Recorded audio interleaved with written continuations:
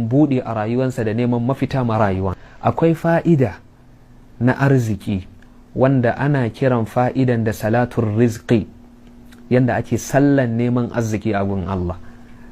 Wanda yake cikin wahalar rayuwa akwai wani sallah da ake yi, wannan sallan suna kiransa salatun rizqi. Jibrilu ya zo gurin manzon Allah ya ce, ya Rasulallah, wanda ya koka maka talauci daga cikin al'ummanka, ya koka maka wahalar rayuwa daga cikin al'ummanka, to Allah ya ce ka faɗa masa ya yi sallah nafila raka'a biyu.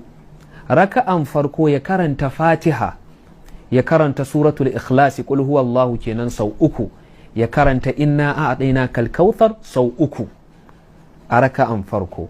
A raka'a na biyu ya karanta Fatiha, ya karanta qul a'udhu bi rabbil falaq sau uku, ya karanta qul a'udhu bi rabbin nasi sau uku.